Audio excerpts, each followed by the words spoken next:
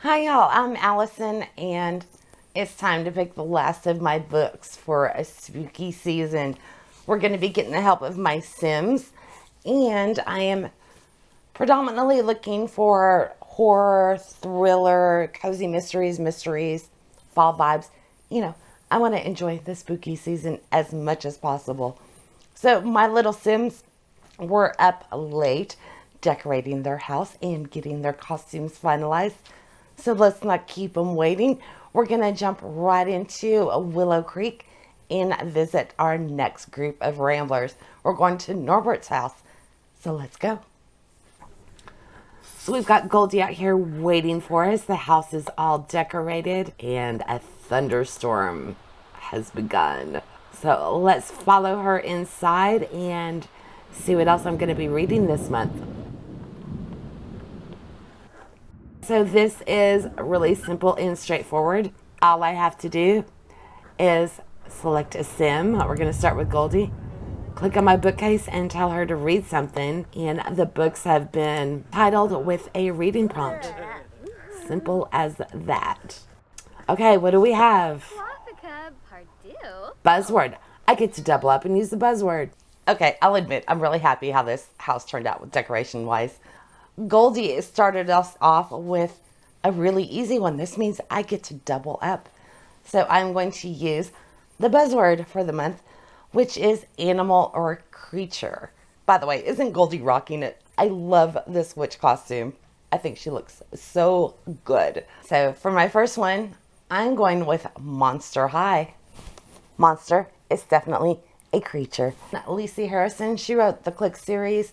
And if you see my other videos, you may recognize her as the author of The Alphas, which was a really fun series. So I have read Monster High before. It's been a very long time, and I think it'll be a perfect, quick, fun little read. This little series took everybody by storm back in 2010. We've got Frankie Stein. She's about 15 days old. She's been created in a lab. She's going to be going to high school for the first time, and she's so excited for it. And we also have Melody Carver. Melody moves from 90210 Beverly Hills, California, up to Salem, Oregon. There's going to be some high school crushes, your typical high school cliques and prejudices as these two navigate their way through Monster High. So I'm looking forward to diving back into this one. So Goldie started us off great once again. Made my list a little easier by allowing me to combo two books. So let's go back into Willow Creek and find out what Norbert's going to do. He is dressed as a hot dog, by the way, so he'll be really easy to find. What do y'all think of everybody's costumes? I may have had a little bit too much fun doing this. Let's get Norbert. He is the patriarch of the house, playing chess with his son Omni. We want to read something. By the way, keep an eye on these portraits on the wall. They will change. Oh, yep. See, there it is. Okay, so from Norbert, we have Once Upon a Book Club, adult, perfect. I am so excited that this prompt came up because I was going to read this book regardless of whether my game gave it to me or not. Let me grab it. Due to all of the shipping issues that were going on last year, my box for Halloween, the spooky edition from Once Upon a Book Club, did not arrive, I don't think, until like mid-November. So I have been holding on to this, waiting for Halloween to read The Haunting of Lee Harker by Darcy Coates. And it obviously comes with goodies. This will be my first Darcy Coates book. I know she has quite a big backlist, and I am excited for it, but a little scared at the same time. We've got obviously a haunted house. Tagline, sometimes the dead reach back. Okay, so Lee Harker's quiet suburban house has been her sanctuary for more than a decade until things abruptly change. Curtains open by themselves, radios turn on and off, and a dark figure looms in the shadows of her bedroom at night, watching her waiting for her to let down her guard enough to finally fall asleep. Okay, that's all I need to know, and that sounds super creepy, so I am here for it. Plus, it has gifts. So, thank you, Norbert.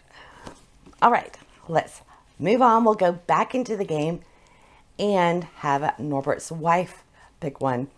She's got quite the unique costume. It has a little bit of a homemade look to it. So, let's go.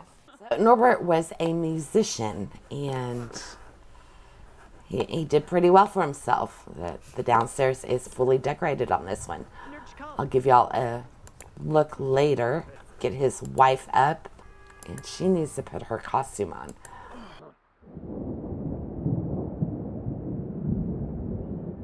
All right, so she is dressed as a kind of homemade 50s robot. Love these costumes.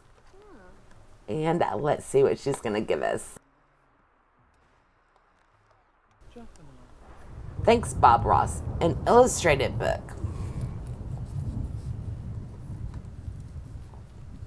Isn't she just adorable? Illustrated, I am going to go with one that has been on my Wheel of Shame for quite some time. It's Dying to Meet You, and this is part of 43 Old Cemetery Road series. It's middle grade, and it is the cutest thing ever. I've read this before. I read it to my kids. It's Kate Kleiss and illustrated by M. Sarah Kleiss. I don't know if they're sisters, mother, daughter. Anyway, so we have best-selling author Ignatius B. Grumpley moves into a Victorian mansion at 43 Old Cemetery Road, hoping to find some peace and quiet so he can crack a wicked case of writer's block. But 43 Old Cemetery Road is already occupied by an 11-year-old boy named Seymour and an irritable ghost named Olive, and they have no intention of sharing. There's also a cat that lives in the house. This is all told through epistolary form, so they pass notes to each other under doors. Nobody really has any immediate contact with each other. And on the back, Dearest Seymour, there's no need for you to be rude to our new guest. That's my job, remember? Love, Olive. So much humor. It's adorable. And I'm really looking forward to reading this again. And the length of that one is going to help because our two oldest are coming down in October. The oldest one lives in Michigan, and the next one lives in Wisconsin, who we just went to visit. So I don't know how much reading I'll get done this month, but I have a very ambitious list. So let's continue and find out what else I'm going to be trying to read. I think it's Omni's turn. Let's go ask him what I should do. You know, The Sims did a great job with the thunderstorms. The thunder adds such a good vibe for this. Oh, he needs to wake up. It may be in the middle of the night, but come on. Put your costume back on and get in the spirit. He started carving a pumpkin, so we're going to have him finish that while we continue on.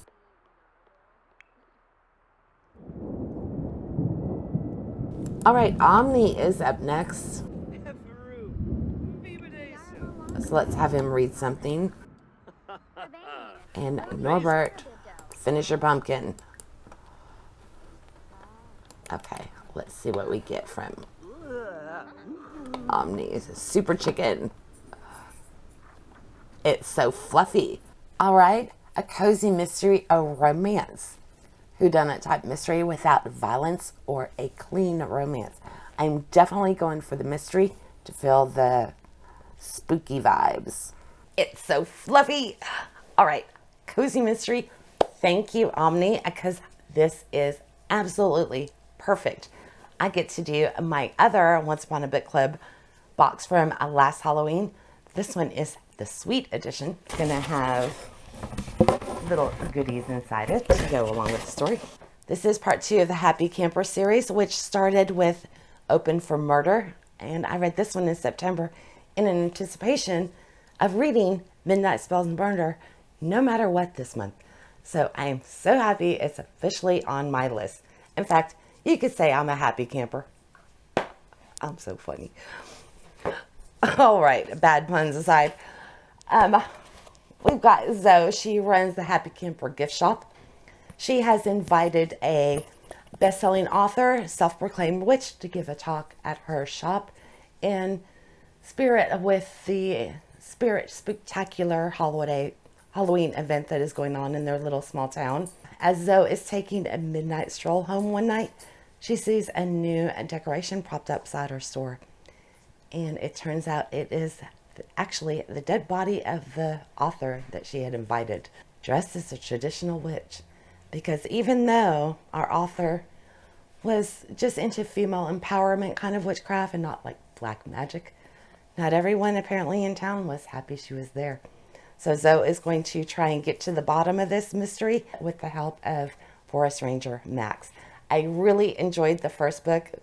Great, cozy mystery vibes. It was just one of those enjoyable, snuggle down into books, and I'm looking forward to this because I'm sure it's going to give off a ton of Halloween vibes. So thank you, Omni. Okay, let's go back in and see what Orsina is going to choose. Oh, she went back to bed. Get out of bed. Put your costume back on. You would think it was like 4 o'clock in the morning or something, the way they're behaving. Isn't that costume awesome?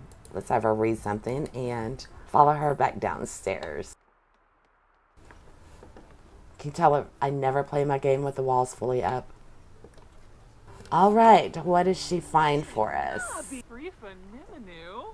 Random word. Use a random word generator. These are always fun. So this is going to be really straightforward. All I have to do is push the button and generate a random word. Banish. Definitely think I can work with this one. It'll be perfect for spooky season. I love her costume. I think she just looks so stellar. Really happy with this one. And this turned out to be a good prompt. Banish. So I am going to go with practical magic, and I'm hoping this fits. I haven't read the book, but I have seen the Sandra Bullock movie, I don't know how many times. And Sandra Bullock, Nicole Kidman, I practically have that movie memorized. I know the town isn't necessarily happy with the Owens family. They don't like that the witches are living in town. The townspeople would love to banish this family. And then it keeps with the movie. We also kind of have a possession moment.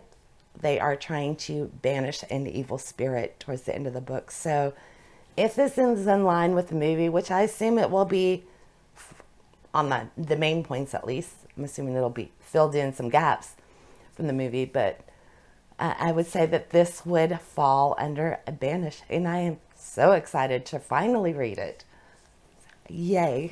Speaking of that, possession, by the way, if you didn't see my Just Spin It for October, was our name a book prompt for the month.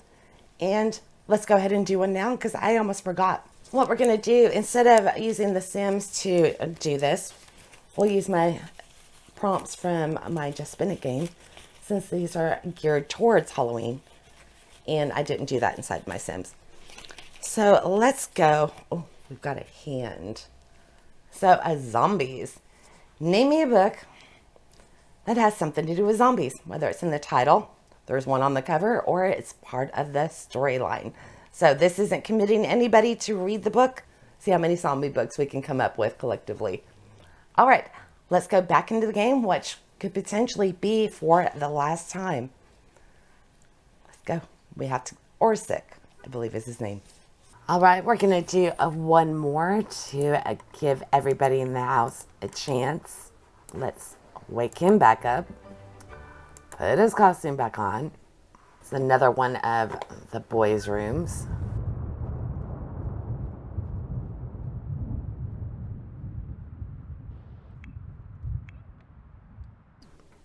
Okay, so what do we have? To read pile. Choose one of the 5 books listed on your Storygraph tab in the read pile. Okay, that'll work. We've got Storygraph up, and I'm simply going to refresh this page and find a book out of this list of 6. I think I know exactly what I want. I'm going to go with 14 Ways to Die by Vincent Ralph. I read Lock the Doors by him while I was on vacation in Wisconsin. Really loved it. So when I saw this one, I really wanted to give this one a go. You have to murder at least 3 people to be called a serial killer. The Magpie Man is looking for his 14th victim. Okay, this sounds like it's going to be pretty intense, which Lock the Door has had its moments too. So Jess was 7. Her mother was the Magpie Man's first victim. It is now 10 years in the future. So she is 17 and the killer is still at large. So Jess applies to appear on an internet reality show in which she'll be filmed once a week for a whole day. All her social media, every text, and all personal interactions will be seen by viewers. And she knows this is her chance to remind the public of what she lost and to finally find the vital clues that will lead to her mother's killer. But when the show starts airing, Jess becomes public property and her life is an open book. Then the anonymous text messages start and Jess begins to realize that the Magpie Man is watching her every move. So, yeah, told in intense short chapters. I'm looking forward to it and nervous of it all at the same time. Has anybody else heard about this one? This is a relatively recent release. Well, came out 2021, but I'm really looking forward to it. Let's go back in and I'll give y'all a little look around the rest of the house and the decorations, and then we'll pick the last book that I need.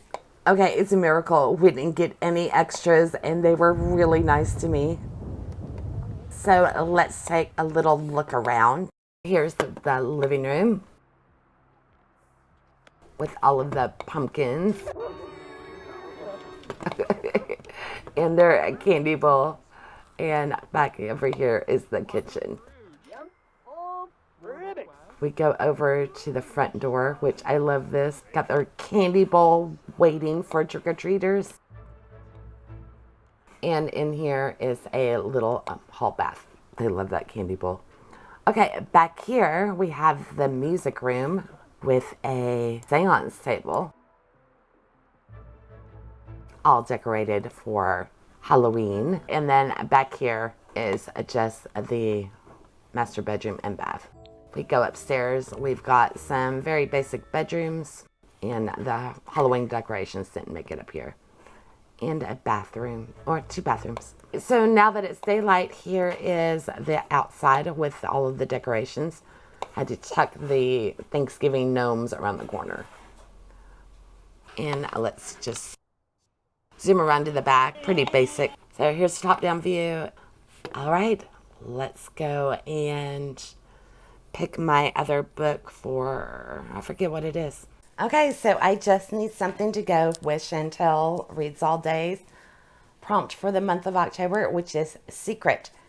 So I am going to read 7 Dirty Secrets. I was so excited for this book in September and I never got to it because I tend to put the things that I'm most excited for at the bottom of the list to where it becomes like a reward and it entices me to get through the other things.